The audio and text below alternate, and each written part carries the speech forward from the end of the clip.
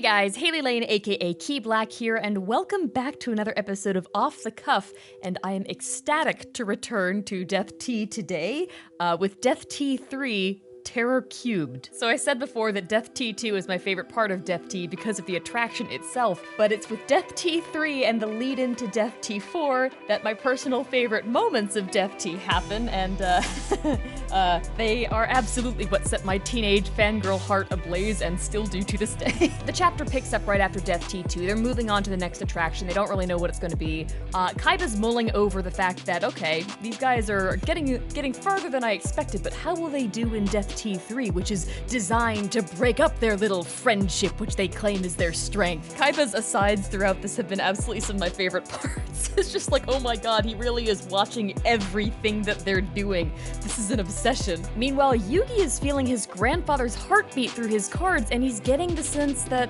Grandpa's not doing so well, so he's starting to get pretty stressed.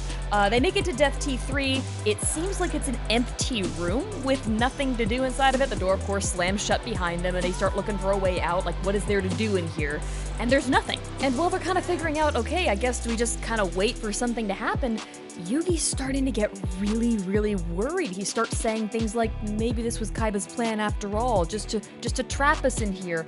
We've been waiting in here for a long time, nothing's happened, maybe this really is the end, and Yugi has a breakdown! I love the setup here. They're just sitting in silence, but like there's this invisible, palpable pressure, and like Yugi starts to get more and more visibly stressed until finally on the next page he has his breakdown, and it's just like, oh my god, how long has he been worrying like this? He explodes in this apology for basically even being here, that he dragged all of his friends into this with him. And this is one of my favorite parts in Death T, where Jonochi snaps. He glares at Yugi, grabs him by the collar, and tells him to shut the hell up, don't ever say that again. Yugi is of course shocked. Honda goes, what the hell's wrong with you? Put him down. But he doesn't, and he goes on, don't you understand why we came with you? It's because we're friends. This scene gets me every time I read it. I was floored the first time I saw this in the comic, because like, you know, the American dub of the anime, the power of friendship is nothing new. They mention it practically every episode, and it gets really trite.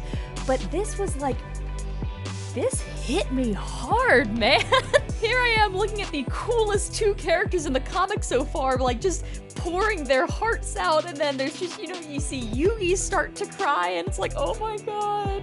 So Jonochi reassures Yugi that they're all in this together. They wouldn't be here if they didn't want to be. There's the real version of Anzu's magic marker friendship circle, which is like this, suddenly this goes from cheesy to actually really cute. But then the game starts.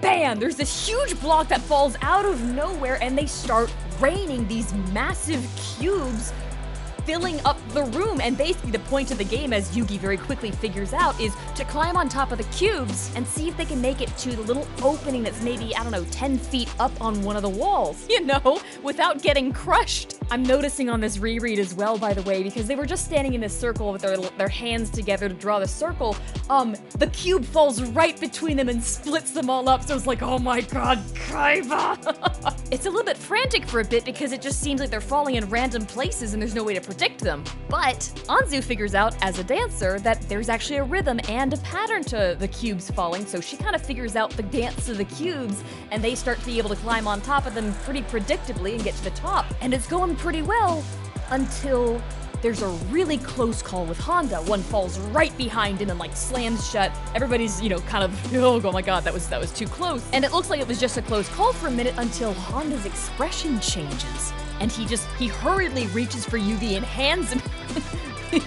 He literally picks Yugi up and just hands him off to Jonochi to go ahead and get the hell out of there. And then when they turn around and say, all right, Honda, you too, come on, hurry up, he simply says, this is as far as I go, and gives a thumbs up.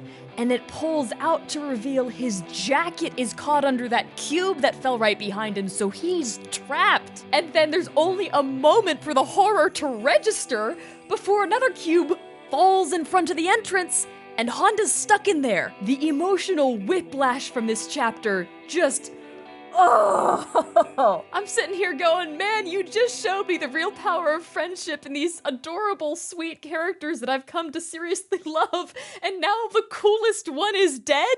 And the chapter ends right there on that cliffhanger.